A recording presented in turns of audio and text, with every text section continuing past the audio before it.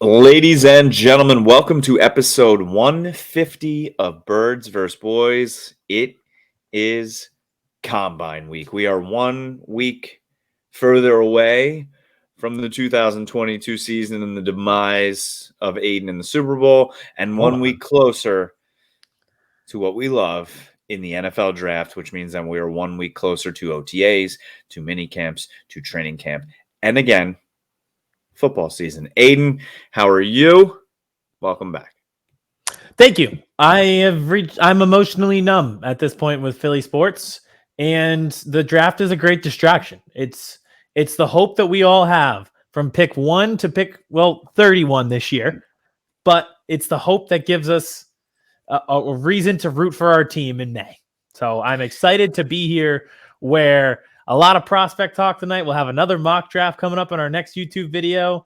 And it's just nice to have some storylines as we look ahead to another football season.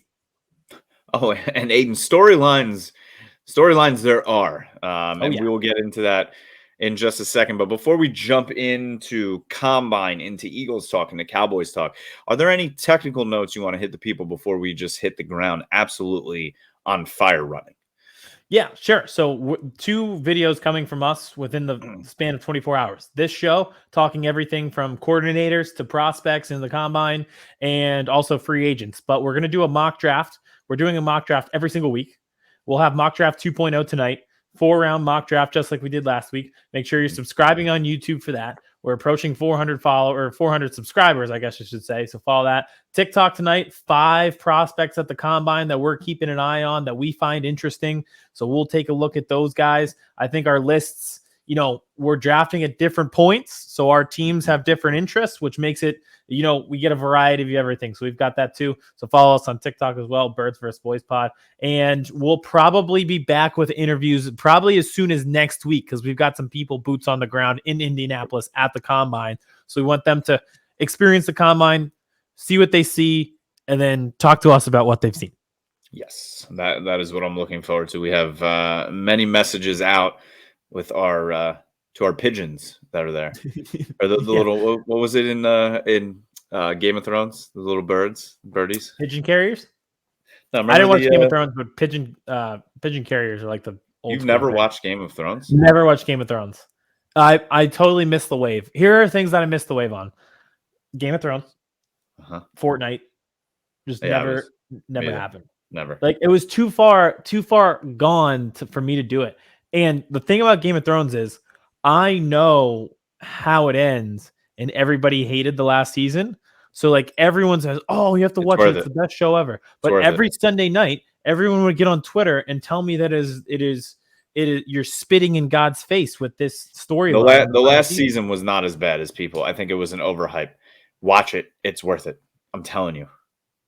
It's actually pretty funny. So I started way late. Like my wife and I started way late in Game of Thrones, and we actually finished like an hour before the last episode. And then that was the first ever one we watched live. The last episode is the first you watched live. That's actually pretty awesome. It was hilarious. Just a dive.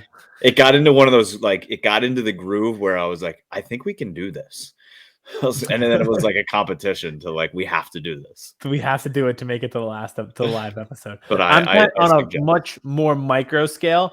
I'm trying to do that with Last of Us. So I'm catching up now, and me and my mom will watch it, and we'll watch it like Sunday night, but we're watching like episode 3 and everybody else is watching episode 7. So eventually it'll balance out and we'll be live with everybody else. Yep. One thing that I missed was like the Pokemon thing. I missed that. But that was the game or Pokemon Go? Everything. I just recently had a conversation about Pokemon and how, like, as guys, we would probably, if our Game Boy still worked, we would play on a Saturday. Nope. Missed it all. Tamagotchi. That's what I had. You probably missed that. I missed that one. Yeah, we had Pokemon and Yu-Gi-Oh. Yep. Mm-hmm. All right. Speaking of Pokemon and Yu-Gi-Oh and missing things, somebody might be missing, not getting picked in the first 5 picks, or maybe the first round or something. So, Aiden, let's talk about the news of the day. Possible number 1 overall pick from Georgia, Jalen Carter.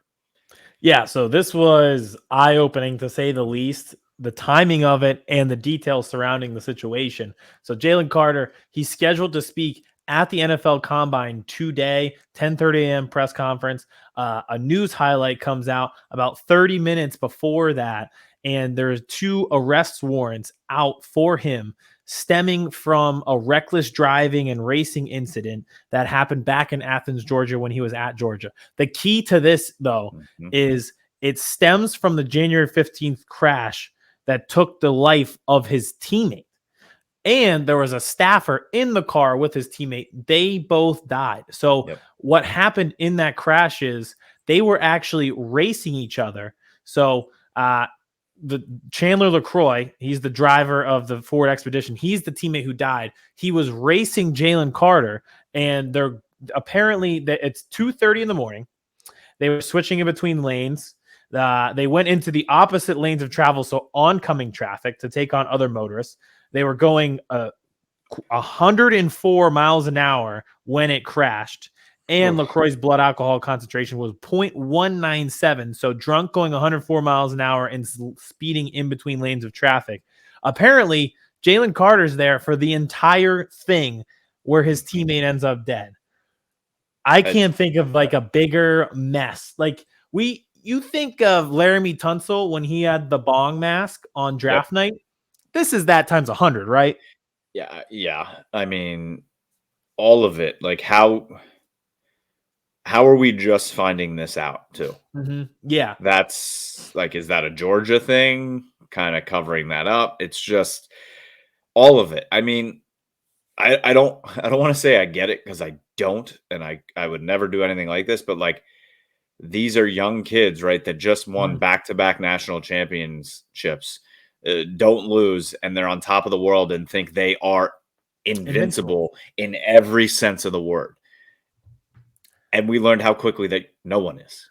Nope. Yeah. And it's weird, right? When you're that age, you don't even have to be an NFL prospect, a Georgia football player. Your brain's just not developed. Like, I remember me and my friends going at high rates of speed. Like, I remember being that age, and I have multiple speeding tickets from that time. Because you don't think about that outcome. You're just like, you ever get like, now that you're a little bit older, like now that I'm a lot older, like I'll just be like sitting on the couch sometimes, and I'll think, and like a memory from like college will pop into my head, and I get like those like douche chills. I'm like, oh my God, what was I thinking? Well, yeah, that happens to me. It even happens to me when I was a kid. Like, we would skateboard down these hills. I'm like, what was I thinking? Like, I could have been paralyzed. Yes. Flying down hills at like 30 miles an hour on a skateboard. Why? But this situation, so you couple that, it's like the invincibility of being young and the invincibility of being an NFL prospect, combine those together, and you have this situation. And it's rough to see the timing of it, because I don't know how much this will impact his draft status. He's a consensus top 5 pick. He could be the number 1 overall pick, depending on what happens with the Chicago Bears and them trading out of that. I don't know how much this affects it. The one thing, and I don't know the full details. We know the high rates of speed. We know that the misdemeanor arrest warrant is out for him. I've heard this, and I don't know the accuracy of it. He fled the scene of the crash. Yeah, that's if that's true. That's allegedly. We're gonna say that word again, allegedly. But if that is true, I don't want to say that's the biggest problem, but that's the biggest problem. It is. You can say it. That's fair, right? Your brother, your teammate is dying, and you fled the scene of the crash. Like, beyond speeding. Like, don't go into a locker room every single day, say your family, say your brother, say all of this, and then flee the scene when he's dying. And somebody else is also dying. There's characters concerns. There's like, we talk about the football field being the trenches, like, oh, your brothers are dogs in the trenches on the defensive and offensive line. No. When your teammate crashes into a freaking tree at 104 miles an hour, those are the trenches. Yes. If you left them there, there's no place for you on a football team. And like I said, like it's so weird, right? Because they don't tell you that part of the story. It's alleged that he fled the scene. If it is true, that's not character concerns. That's just like, you can't trust him to be your brother. And this almost it's not the same exact thing, as it's different, but I don't know if you remember the Cowboys situation back in 2012 where what was his name? Josh Brent. He was Yes. on the Cowboys and he got in the one car accident, and Jerry Brown on the Cowboys died. His teammate died in the car accident. And then he was charged with it.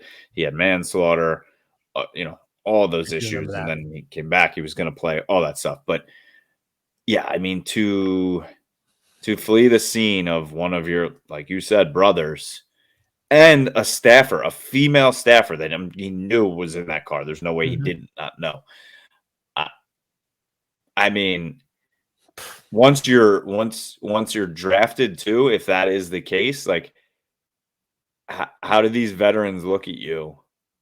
How do you look at these veterans and be like, yeah, I got your back? How do you look at anyone? Yeah. Man, I pray that's not true. That's so messed up. I get it. I like, in a sense, like, it is messed up, but I get it. Like, you panic. Yeah. I'm assuming in that situation like that, any car accident, you're nervous, you panic.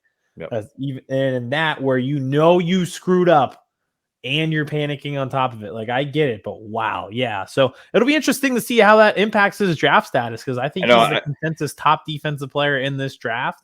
There are other good things that have come out about him. I was reading a story. He paid for the walk-on, since, with the NIL and everything like that, he gets paid. The walk-ons don't necessarily get money like that. So he was paying for other teammates who aren't on the same NIL level as he is, which is you'd like to see that. So it's a weird balance. We'll see how it plays out for him. Like I'm looking at the first round draft. Yeah. And it all, like you said, it depends on what the Bears do. I think, I'm assuming consensus is they're trading out if somebody's coming up for a quarterback, right? They're in a great spot, by the way. They are. This isn't related, but I mean, they could literally trade back and still get him.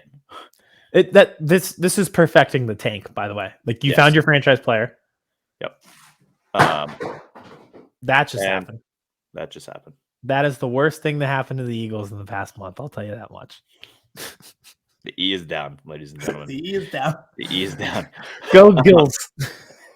Go Eagles. That kind of sounds like a Philly. The Philly Eagles. Go Gulls. Go Eagles. Go Gulls. Anyway, the Texans at 2. I don't know. I don't see him. Like, can you imagine if he dropped to 6 to the Lions and you put him on the D line with Hutchinson? Like, I was curious what the Eagles would do at 10 if he was dropping. There. Like, do you pull the trigger? Because they notoriously they don't really give a lot of free passes to red flags. So that'd be a very interesting social experiment. You have that talent to fill back in your defensive line. Yeah. I mean, put him back with Jordan Davis. I don't know. Like, it's so interesting now.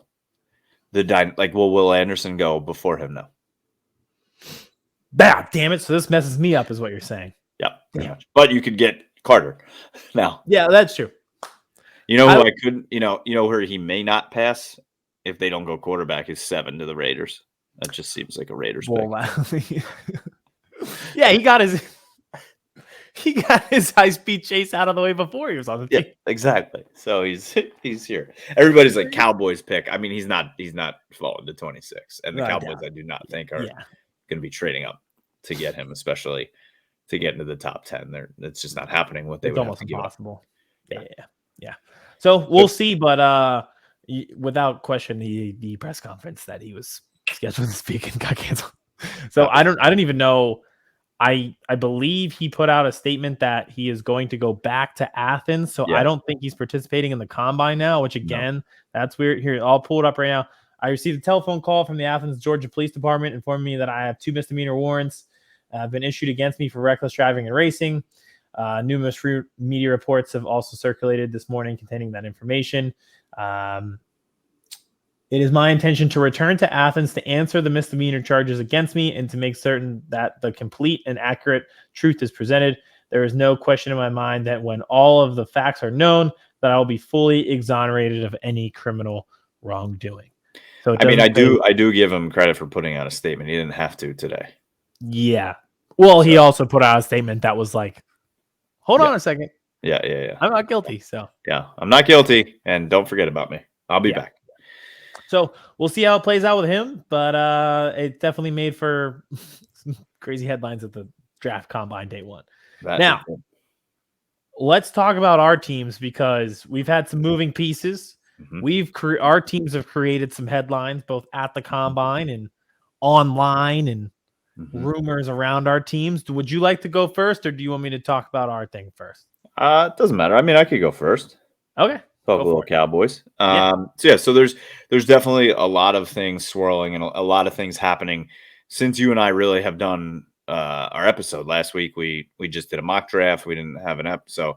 I don't know if we've talked since Kellen Moore has been gone, but Kellen now is with the Chargers. They swooped him up in 2 seconds, which means the Cowboys now have Brian Schottenheimer. I think I called that, Aiden, a while ago. He was already in the building. He was doing what Ben McAdoo was doing the year before. So, and now it's come out that Mike McCarthy is going to be doing the play calling.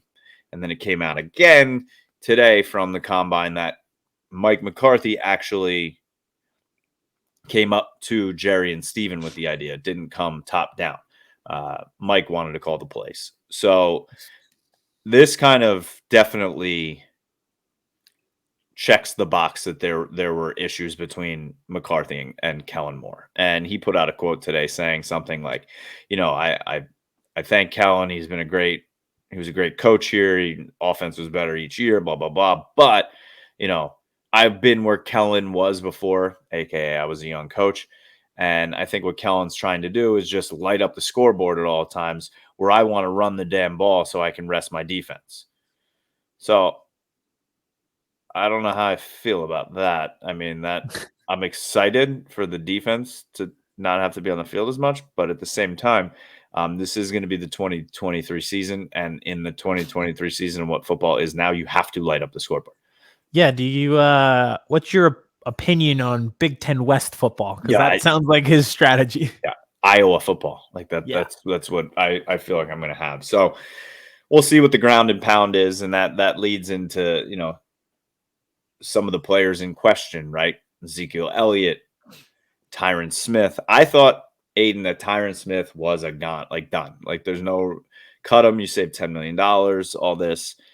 And then Stephen Jones basically came out talking at the combine that they fully foresee him coming back next year. And it's just like what to do, like, does that mean? And at the same time, saying that Terrence Steele will 100% be ready for training camp. He is ahead of schedule, so he will be their right tackle. He's a restricted free agent. They're definitely going to tender him, or they're going to sign him long term. He's not going anywhere. So Terrence Steele, right tackle. So does that mean you're keeping Tyron Smith at an elevated level of pay for not an elevated level of play anymore to stop the progress of the rookie that you just drafted, who played valuably, played admirably, played really well at left tackle all season, to kick him inside to guard so you can keep this fossil playing left tackle? I don't understand. Like, these are the things that the goddamn team is run like a mom and pop family business. Like, oh, Tyron's been here for so long. He's just doing so good. Like, no, run it like a football team. Like, you can't do it anymore, Tyron. I get it. They've said if they've tried to, the rumors are if they ever tried to trade him 2-3 years ago, he would have just retired. Okay, then just retire. Yeah, that was 2 to 3 years ago. So just retire. What is this saying? Like, you always want to stop a year ahead than a year later, and we're 2 to 3 years later. And listen. Brady. I love Tyron Smith. He was one of the best left tackles for the last decade. He's a warrior. The way he rehabbed just to get back at the end of the season after completely tearing his hamstring in training camp is unbelievable. But one, he's not the same player. He's not an elite left tackle anymore. And two, he's injury prone now, like big time. So if you want to stay and reduce your salary to be a swing tackle, okay, I'm here for it. But to be the left tackle starter, and then you're pushing no. It's the Jason Peters. We've made this joke before, but it's a Jason Peters life cycle to a T. Yes, that's what it is. It's like They don't know when to leave the table. Like, just leave the table. And Leave the table. Now would be the time. Yes. now would be the time. Thank you. And that kind of goes for Zeke too. And the quotes from Stephen Jones on Zeke were much different. Like, this is a no-brainer, right? They have to. Like, I don't want to hear okay, if you want to take a reduced salary, all right, you're getting vet minimum to play fullback. Like, that's what it is now. Like, he's got nothing left in his legs. So easy too. And I get it. Like, Des Bryant's out there saying, everybody's saying Zeke's got nothing left in his legs. Well, let's talk about all the times he gutted it out there with injuries for the team. Okay, you know what? That was it. Like, him. He wanted to do that. And they didn't stop him. Like, I'm sorry. You made a lot of money, right? You got your bag. You can't do, like, as soon as Tony Pollard went down in that playoff game against the Niners, it was game over. I knew it. You knew it. Zeke knew it. Like, they put him at center. That's still funny to me. What is his, here's the thing. Cause I have 1 point. What's his cap hit this year? Too much. If it's more than $1, it's too much. Because here's what I was going to say. Legs or no legs left, it doesn't matter. It doesn't matter. It is running back in the NFL and the year 2023. It doesn't matter if he has anything left. If he has a large cap hit because he is on his second contract as a running back, he should not be on your team. You have a less expensive option at a position where there are a ton of other options that you can draft or acquire, and they can produce just as much, if not more, for less money. This is like capitalism to a T, is the running back position in the NFL. So his base salary for the season would be $11 million. Ugh. His cap hit would be $16,720,000. They save $11 million if they cut him. It's done. He could have had 1,000 yards rushing and 14 touchdowns last year. It doesn't matter. It's done. The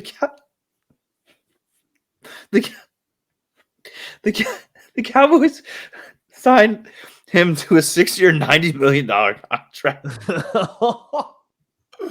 Oh my goodness! A running with back. $50 million guaranteed to a running back on his second contract, who was run into the ground in college and then run into the ground every year. His very first year. Unreal.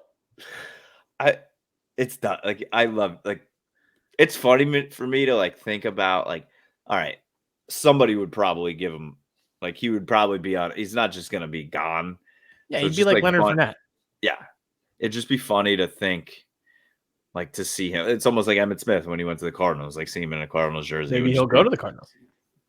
It would be very interesting. But yeah, I mean, both those guys, thank you. And good morning, good afternoon, good evening, and kiss I don't see you. Good evening and good night. Let's put it into perspective for you. Miles Sanders won't be back for the Eagles. Yeah. Who was twice as productive, younger, and less carries on his legs. And I would much rather okay, cut him, save the $11 million, and if you really have to, then tag Pollard, give him the $10 million, and then I'm done with that too. I'm not signing him to another contract. Give him the 1 year, draft 1 or 2 running backs this year, and you also have Malik Davis, who played really well sitting behind when he got his opportunity. So, we'll talk about more of the drafting in our mock draft. Excuse me, like the Bijan Robinson. Is he going to be there at 26? Would they take him?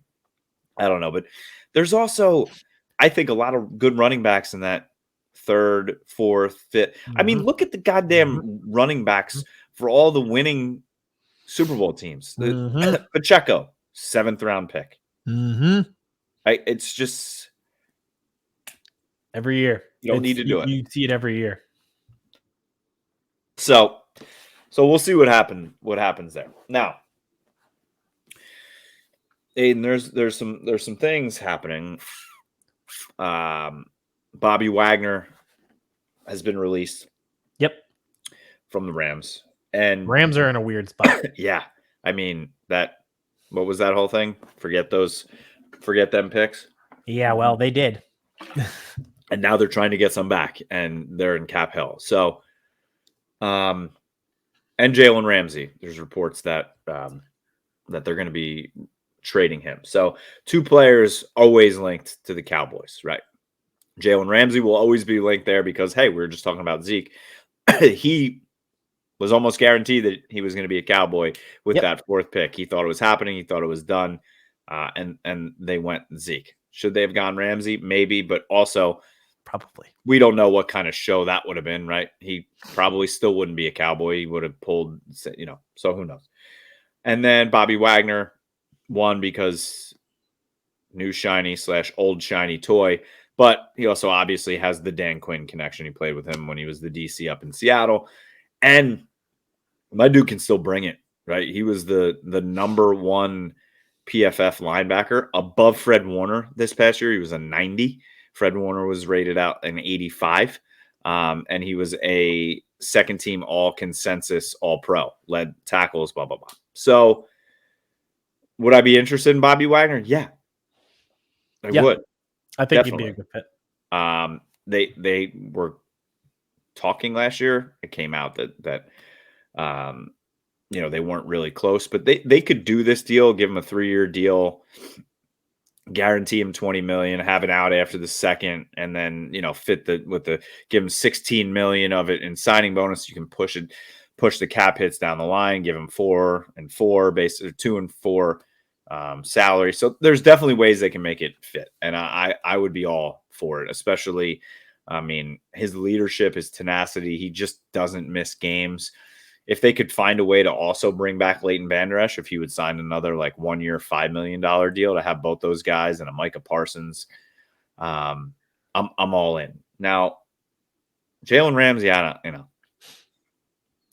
it depends on what you would have to give up, draft wise, right? I've heard of 1. That's the whole thing. They're going to want a 1st-round pick, and his cap at $17 million. That's the whole thing. You're out. I'm out. Mm-hmm. I've heard of 1, I've heard of 2, I've heard of 3. I think I'm out on a 2. And the thing is also, all the rumors is that he wants a new deal. You're going to have to give him $65 million. Oh, just to extend the deal that he already has? Yeah. Yeah, I wouldn't do that. I'm out. I'm out. He's fallen off. He's not Jalen Ramsey 3-4 years ago. This is the Shark Tank where they walk in and they're like, hello, sharks. This is my business. We're looking for $2 million investment for 10% of the company. And they're like, out. They don't even go into the pitch, and they're just like out. What is your business? We have we make pencil sharpeners. We make pencil sharpeners. Goodbye. In today's day and age. Yeah. We make typewriters. Goodbye. Okay. See ya. The Jalen Ramsey pitch. He's like, hello, Sharks. I'm looking for 4 years, $65 million. And you'll have to give up a 1st-round pick for me. And I get burned now. Yeah. And I can give you my company is worth 75% at most what it was 3 years ago. And the thing is also, in the coming years, this team has to sign Micah Parsons. This team has to sign CeeDee Lamb. This team has to sign Trayvon Diggs. So I don't have to. You can let us have Micah. Yeah. No, thank you. So he's our number 1 fan. Well, it's so funny how he went from so hated to now being loved again after the whole going on the podcast thing, the system, or Jalen. Remember, everyone's like, you should shut up. The system. Yeah. He came around. Yeah. He knew he would. I think that whole thing was blown out of proportion anyway. But which part?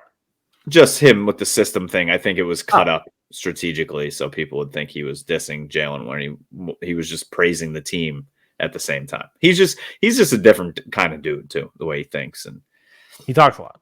Yeah. I don't know if that's a good thing. Shout out. He's a new girl dad. Oh yeah, I forgot about that. So I'm out on Ramsey to the Cowboys. I think there's a couple cornerbacks they can get in free agency, and there's definitely some guys which we'll target in the mock draft that I think they can draft and put on the opposite side of Trayvon Diggs. Now, one last thing here I want to touch before we head into the Eagles and then our TikTok is this notion, Aiden, and it's swarming Cowboys Twitter right now that the Cowboys are getting ready to do something big. It's always bigger. Everything's bigger down in Texas. Now, I will say that there's two guys.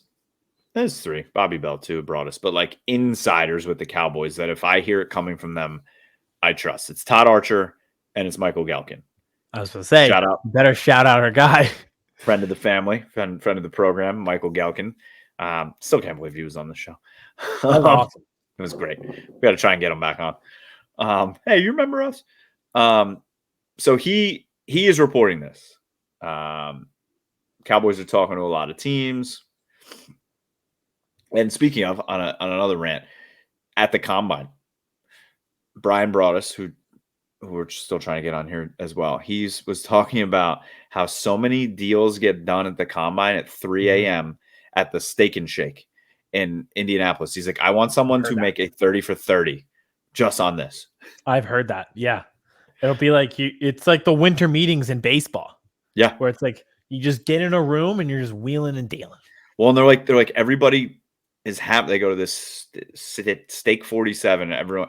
They're like, no one's allowed to like take pictures. It's kind of like everybody knows the unwritten rule. Everybody's just getting hammered. And then the only place open is the Steak and Shake till 4 a.m. Everyone goes over there because they're fucking just like college kids and they're hungry and they're drunk and like guys are getting traded.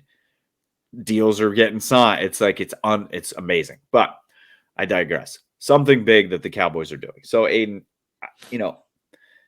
is this a trade? Could it simply just be Odell Beckham? Yes. Probably. Yes. But what I'm going to make up in my own head here is I think it's Stefan Diggs or Hopkins. I think they know they need to help this wide receiver room. CeeDee Lamb, I think, is proved that he is a wide receiver 1, but we don't know if Michael Gallup's really a 2. I think we need to give him another season away from the injury, but I don't know if he's really a true 2 anyway. He's a stretch the field guy. He's more of a. If you have a chance of Stefan Diggs, Gallup can kick rocks. Who cares if he's a 2 or not? Get out of here. So would it take the 26th pick? Maybe. Yes. Would I give that up? Yes, I think I would. Without a doubt, it would take more than 26, to be honest. If they could get him, bring him in to immediately spike this offense, him and CeeDee Lamb together would just be unbelievably dynamic. And is this Jerry and Steven's sick thinking of like, okay, we bring Stefan here, maybe that'll help us out in our negotiations with Trayvon in the coming years. Maybe he'll want to, do as they say, good faith negotiations with us since his brother's here. So that's in my little sick mind what I'm hoping that the big deal is. So I can actually see both of those things. Hopkins, I can see a little bit more just because I think it's more realistic. I don't think there's been multiple reports that he won't be back with the Cardinals. So the possibility is there. If you're the Bills, I don't know why you would want to get rid of Stefan Diggs, but nothing will shock me at this point. Tyreek Hill getting traded was shocking. AJ Brown ending up an Eagle was shocking. So Stefan Diggs, and players have the ability to kind of, this player empowerment movement where they could force themselves to certain situations. I'm assuming if he told the Bills, like, I'm just not coming back, I want to go play with my brother, they would probably have to abide, even if they didn't want to, just because it's either that or nothing, and you get some value in return, a la pick 26. So I can see both of those, but Hopkins a little bit more. Yep, I agree. So we'll see what the big thing is. It's probably just, like we said, signing Odell Beckham. Yeah, congrats on Odell. Yeah, and they're announcing that Dunkin' Donuts is now the official sponsor. Yeah, congrats to FTX on bouncing back from bankruptcy and now being the corporate sponsor of the Dallas Cowboys. Yeah, it's no longer AT&T Stadium; it's now FTX Stadium. FTX Stadium, even though it's not FTX Arena in Miami anymore. Yep, it's just gone. So we shall see. We digress. But speaking of Cowboys, and we touched on Brian Schottenheimer as the offensive coordinator. There's somebody who I wanted as the Cowboys offensive coordinator that is no longer an option for me. That is correct, because Brian Johnson, who is who you wanted, is now the offensive coordinator of the Philadelphia Eagles. This seems to have been in the works for quite some time. Yeah. I know you wanted him. There were reports that came out that the Eagles were telling teams, don't even bother asking to interview him. It's not going to happen. I think they knew Shane Steichen would be moving on. He'd probably be getting a head coaching role. They've had this contingency plan in the works probably all year. I've been hearing these reports. This was like it could, if you look at it, probably stretches back before the season even started. There were multiple reports during the season because the offense was playing well. So Steichen was a hot name, and they didn't blink twice. It was Steichen was out the door, and they knew it right away. It's like in college, like you hear like, oh, this coach is moving on. You're like, oh, who will the replacement be? And within 30 seconds, they're like, here's who the replacement is. Like when Brian Kelly left Notre Dame, and everyone was like, so Marcus Freeman, right? Yeah, like make it Marcus Freeman, which is exactly what happened. So that's kind of what the Eagles did, is they were like, we have this contingency plan in place. It's already done. Like I feel like don't have to interview him. We are going to. We know who he is. He's the guy. I feel like Jalen Hurts just knocked on Lori's office and opened the door. He's like, hey, it's already done. I know why you're here. We're doing it. yeah, exactly. And I know that, so they work out together in the offseason and everything like that. So nobody knows Jalen Hurts better than Brian Johnson in terms of getting him ready to be an NFL quarterback. And if they worked out together last offseason, and then this was the season that Jalen Hurts had, that's the interview. Yep. That's it. Yep. There's no questions that you have to ask him in an office setting. That was it. He passed. He's the coach now. So this was a no-brainer. Like I said, they told teams don't even bother, and I think they've had this. I think this has been inevitable and in the works since October, to be completely honest with you. And this is exactly why I wanted the Cowboys to hire him. One, because I think he would be a phenomenal fit. He was also Dak Prescott's quarterback's coach at Mississippi State, so that would have been great. And then you weaken your opponent, aka the Eagles and Jalen Hurts. But I mean, that was never going to happen. The Eagles were not going to let that happen. The only way that would happen, I guess, would have been if Shane Steichen did not leave and the Cowboys wanted to interview him for the OC. Then the Eagles could not block that, because the teams, if it's a upgrade in your job, it cannot be blocked. And he would be getting the promotion, so he may want to leave anyway. Yeah. So, but again, I just feel like they're like, oh, it's disappointing Shane left. Okay, moving on. Let's move on. I just had that feeling. So maybe you can have him in 2 years as head coach. Might not even take that long. That's true. That is true. It's like I do. It sucks when you lose your coordinators. Well, we have another coordinator to get to, and we'll get to that. It doesn't always suck when you lose your coordinators, but it's just Alabama does this every year. Like they always lose their literally. Yeah, and, they just took my offensive coordinator from Notre Dame. Mm-hmm. Oh yeah, Tommy Rees. I forgot about that. He did the Marcus Freeman I'm staying thing, but then he forgot the part where he was. Then he stayed for 1 year. 30 seconds. Yeah, I mean, Nick Saban was like, "Here's your raise, and you can come to Alabama."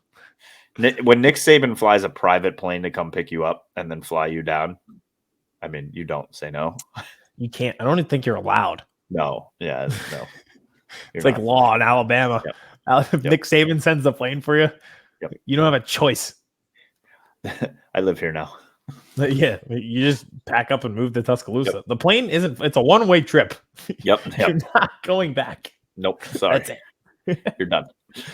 Yeah. So again, it sucks losing your coordinators, but it is a sign of a good system. It means that Sirianni is running the team well. He will not be calling plays. He wants Brian Johnson to call those plays. So it's been a few years of coordinators moving on and moving up, which is always good to see, because it means you are running a good organizational structure. So it does suck, but it is a good sign. And sometimes it doesn't always suck, because sometimes your defensive coordinator becomes the coach of the Arizona Cardinals for now. Can't wait for that to be done in 2 years. Jonathan Gannon, man of the people, leader of men, is now the head coach of the Arizona Cardinals. Sean Desai has been hired as a defensive coordinator of the Eagles, and I will get into that for a second. But Gannon is at the combine, like all coaches are. So it's the first time he's really been truly pressed on questions about the Super Bowl, because he was hiding from questions immediately after the game and refused to talk to the media. So the media today was able to get in all of 2 questions before Gannon shut it down and said, I already answered about what happened in the Super Bowl. I'm not going to answer anything more. Nothing screams leader of men, preach accountability, quite like hiding and then taking 2 questions on how your defense epically failed and blew a double-digit lead in the Super Bowl quite like that. And now what you're a loser. And now you are the leader of men in that exact stadium where you had that failure. For a team, like if you're a Cardinals fan right now, and I would actually like love to hear from Cardinals fans, like how they feel about this hire, because obviously we don't run into Cardinals fans quite often. I bet we could find a Cardinals content creator to hop on with us. Yes. We'll just do therapy sessions together. Yeah. But so they clearly have culture problems. Like the Kyler rumors have been hot and heavy for over 2 years now about how he is in the locker room, how their previous head coach was, and if he was able to lead men. And you bring this guy in press conference 1 was a disaster social media wise. Yep. Press conference 2 is at this combine, and he won't even answer questions about his biggest failure, which alone probably gives you pause if you're the Cardinals organization. Like, he failed epically, and now he's our head coach.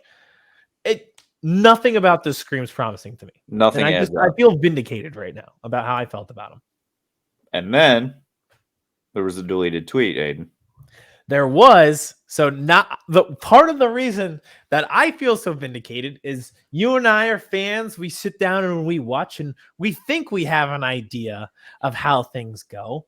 But then Jonathan Gannon has to answer questions about the Super Bowl, and players who were on the field, CJ Gardner Johnson tweets, that's because he quote tweets Gannon's quote and says, that's because you didn't put us into positions to succeed in the Super Bowl. And I'm like, thank you.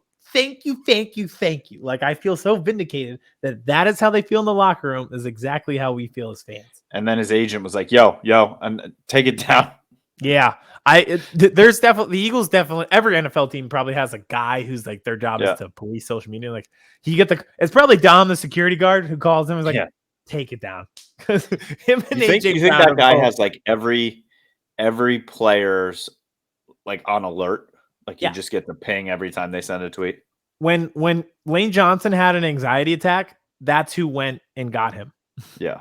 Remember, he had to go back to Oklahoma. The tweet should have to be sent to that guy. Like, when a player hits tweet, it just goes to his phone, and then he's like, nope. Yeah. Big Dom, the security guard, is tweeting for all 53 players. Yeah. It just immediately goes to him, and he says yes or no. He gets to vet all the tweets. But again, this does like I said, there's like a vindication of it. It's like, yes, like that's what I thought I saw. Now this is how the players feel. Good luck, Arizona. And I will say this about CJ Gardner Johnson. I know everybody wants him back. I think I can just appreciate as a fan where he woke up this morning, scrolling Twitter, eating his eggs at 8 a.m. And he's like, you know who's a real jackass? Jonathan Gannon. So it just goes to show you, us and our heroes, we're not so different after all. No, we're not. We're not. It's like this close. Just the athleticism is a little bit different. Yeah, he's a little bit faster than me. Yeah. And if there was somebody who was allowed to say this, it would be CJ. Because I think he's one of the only defensive players who played well. Yep. Huge tackles, big hits, knocked Isaiah Pacheco out of the game for a little bit, knocked the wind right out of him with a perfect tackle. He gets to say that. There's some other guys who might not get to say it. You know he got fined for that hit? How? Yeah, how? How else do you want him to hit? I thought it was perfect. Well, hopefully we re-sign him, and then he has the money to pay it off. Yeah, I don't think he's going anywhere because I think they're going to tag him. So at least, I was going to say at the very least they would tag him. So Sean Desai is now the defensive coordinator, and I found this interesting as well. So Vic Fangio was in the building helping this team as like a defensive analyst leading up to the Super Bowl. He had a 2-week contract before he became the Dolphins coordinator. Still not entirely sure how that was legal. I'll take it. I know. Clearly. I don't know how that. Right? Like you can hire a guy for 2 weeks before the biggest game of the year And then he can like just a go 2-week off contract in the NBA. Yeah, 10-day contract. Yeah, 10-day yeah. contract. You can't do that in the playoffs, though. You Yeah. can't sign a guy to a 10-day in the playoffs. They run out. Like there's a point where you have to stop doing that. Apparently, that doesn't apply to coaches in the NFL. And I love how it like came out 2 hours before the Super Bowl too. It was just like in the pregame. I was sick. I had the norovirus. I was like throwing up, and I was like, I came out of the bathroom and I was like looking at the stream, like, wait, what the fuck did they do? Seems like they can't do that. Yeah, it seems like they knew to keep that under wraps. Yeah, it felt like a story that was like, well, you can't do anything about it now. Sorry, 2 hours before the game. Sorry. And he was not only helping the defense, he was helping the offense how to attack the defense. Yeah, so that was interesting. And you look at it, and if Gannon doesn't get this head coaching opportunity, it's weird to me because they probably wanted Fangio to be the defensive coordinator, but they had Gannon, and then Gannon gets this head coaching opportunity, but Fangio's already gone to the Dolphins. So they get a guy from his system in Sean Desai. And what I feel is interesting about it is there was the report that the Eagles offered Gannon head coaching level money to stay and be defensive coordinator. And then once he leaves, they go out and get somebody who stylistically is completely opposite of him. Yep. So that to me was like interesting because they get a guy who's more aggressive, and I've been reading up on his scheme, and it's more of just like creating matchups up front and stuff like that. So it'll be interesting, and he's not as aggressive as like a Fangio style as some people assumed because he comes from that tree. Yep. But it was odd how that all played out, where they tried to keep Gannon and then went for somebody who doesn't coach like Gannon at all. Yeah, I wonder how realistic that report really was. I feel like it was true though. Yeah, because they were so high on him last season. Remember, they kept him last season too. So that I wonder if that's more of like a Lori wanted him, and I don't know, or there has to be. And then since he left, then like Sirianni's like, all right, I'm going to get like the guy I want, or vice versa. Or like it's a stability thing where they didn't have a Brian Johnson on the defensive side of the ball to just plug in. Yeah, so they just wanted to keep it going. I don't know. It was really weird. But Desai, so I got that news and I was like, oh. Yeah, I'm in. Like, I see the line of thinking in terms of hiring him. I like that he's young, all of these things. And then, so I was like, all right, yeah, solid B, all in. And then I found out he went to Temple and he coached at Temple. And then I was 1,000% in. And that, folks, is how an agenda works. And then Reddick, and then him, and then Sean Bradley, and Sean Desai. I'm like, okay, I'm on board with what we're doing. I'll go to bat for you no matter what. It's a Philly thing. Stupid slogan. Yep, so stupid. Yeah, I'm very sad that the Phillies aren't doing Dance on My Own. Yeah, I get what they meant. It's a second place song. I'm like, hell yeah, it's a great mentality. But man, that song was fire. Such a good song. You have anything else about the Eagles? Nope, that was it. Coordinator stuff, CJ. I have one more thing before we get to our TikTok is can the Commanders become any more of just a fire? That was so funny. So what we're referring to is the NFLPA put out a survey among players, and it highlights all of these different things, basically like facilities, how families and players are treated, from weight rooms to strength and conditioning coaches to even travel arrangements for the team. Yep. Basically, how you accommodate the players behind the scenes. You can guess who got an F and finished in 30 seconds. How are they this bad at everything? I don't know. They're bad at strength and conditioning. And now Daniel Snyder's just like, no, I'm not letting Jeff Bezos buy their team. And then all of a sudden, poor Ron. I feel, Ron Rivera, I do feel bad because he gets hit with all this like organizational stuff that has nothing to do with him. And like he's at the combine and then you're up there. He's like, so how do you feel about Daniel Snyder now being charged with bank fraud? He's like, I'm just trying to find some football players, man. Right. He's like, I'm just trying to watch Anthony Richardson and see if he's better than Sam Howell. Like, I can't do this. Like, I don't care. I mean, What listen, I is don't want that? Jeff Bezos to buy the team because then it's just I have a fear that they're gonna somehow, find a way to become good.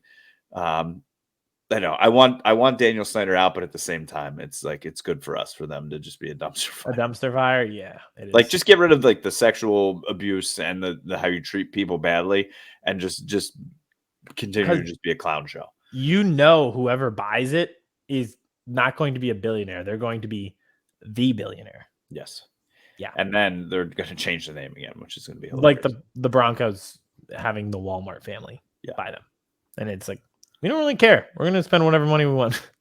How about those reports too? That like, I mean, I think Russell Wilson has like become, he was like the underdog, the small guy, to now just being like the villain of all villains of the NFL. He's everything that you hate in somebody because it's commercialized BS. Yes. There's nothing authentic about him. And I think people have realized that with like all the players are on the second floor of the building, but you have an office right next to the head coach on the first floor, like on the third floor. Come on, bro. Also, and then you try to get the GM and the coach fired in Seattle, like the GM that built the Legion of Boom. Come on, man. Like, and I don't know if that story is true or not, but there's enough stories about him now that are true that you're like, yeah, I wouldn't put anything past him at this point. No, all I need to see is that Mr. Unlimited video, and I know all those things are true. All right. So we talked Combine, we talked Cowboys, we talked Eagles, we talked the clown show Commanders, and the clown show that is Mr. Unlimited. And so before we get out of here, we do have a TikTok tonight, Aiden. We do. So we are doing top 5 NFL draft prospects we're excited about the most at the Combine. Now, usually we do power rankings 1 through 5. This is simply just 5 guys that we are excited to see in no specific order. Yeah. It was just 5 names that I was like, yeah, I'm interested. Yep. All right. So at 5, I have Jackson Smith and Jigba just because he really didn't play from week 1 on. He had a hamstring thing at Ohio State, but also he was incredibly talented at Ohio State. So we haven't really seen him play football recently. So it'll be good to see him. One of my 5 is, you mentioned him earlier in the show, the quarterback from Florida, Anthony Richardson. I think he is an athletic freak. I think he has a chance to be a very good player in the NFL if he develops. I'm scared that he could end up in one of the other 2 NFC East rivals. So I can't wait to see the show he puts on in Indy. At 4, I have Lucas Van Ness, the edge rusher from Iowa. I find him interesting because I've seen him mocked everywhere from 30 to the Eagles to him not even making it to the Eagles' first pick at 10. Daniel Jeremiah says he's going to skyrocket up the boards after his performance at the Combine. So let's see it. Another one for me, it is Jalen Hyatt, the wide receiver from Tennessee. I think he is an actual option for the Cowboys, possibly at 26. This wide receiver class is a lot different. I don't think it's as heavy as the classes have been in the last couple years. So he has a chance to vault himself to maybe the top 3 wide receivers in this draft. At 3, I have Jalen Hyatt. We're talking the Blitnikoff winner with track star speed, and there's just something about the track star speed guys and getting to see them run the 40s. It's electric. It's exciting. So that'll be a good time. I'm excited for Jalen Hyatt. My 3rd here, I don't really know how to fully say his name, Felix Anduka Uzama. He's the defensive end from Kansas State, another player that I think is being mocked to the Dallas Cowboys. I'm very interested to see what his 40 time is, his cone drill time, and just how he looks running and, what his hips look like opening up and all that. I'm very interested to see what type of numbers he puts up also in the broad jump, the bench press, all those good things. At 2, I have Anthony Richardson. I've been seeing some clips of him this offseason. I really liked him at Florida, but I think no pads on, he's really going to put on a show because he has such a cannon for an arm and he's so athletic. So the Combine is geared to people like him. So I think he's definitely going to be a highlight reel to watch this week at the Combine. Another one for me, it is Christian Gonzalez, the cornerback from Oregon. Most people's consensus, cornerback 1 in this draft class. I think he's an athletic freak. I think he's going to put on a show. Can't wait to see him run the 40. I want to have Nolan Smith, edge rusher from Georgia. He's been a media darling so far at the combine, so we'll see how he does physically too, because I think he's slowly going to become a fan favorite. He's pretty much having the opposite week of Jalen Carter, his teammate at Georgia, and I think it'll allow Nolan Smith to fly up draft boards with his personality if he matches with his performance. One for me is Kaylee Ringo, the cornerback from Alabama. His size is unbelievable. I already talked about Christian Gonzalez being, consensus quarterback one. Then there's Witherspoon from Illinois, Joey Porter from Penn State. Is this Kaylee Ringo's time to shine at the combine, to put good numbers up along with his size, to kind of try and vault himself into the first round and be part of that top 3, maybe 4 elite corners in this draft? Love it. We'll see how it plays out this week.